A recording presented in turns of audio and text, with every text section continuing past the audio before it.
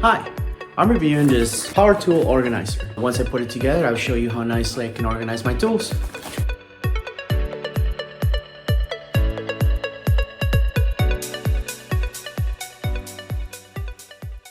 Alright guys, so you can see I put it together. It took me about 10-15 minutes to put together. All the instructions in there and all the tools that you need come in the kit. I was able to hang this up pretty easily.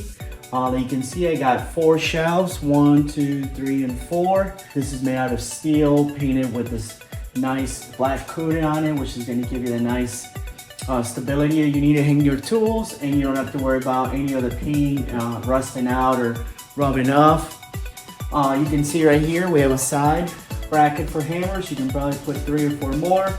Right up here we have an area where you can go ahead and drop your screwdriver, or if you want to put other tools in there, you can.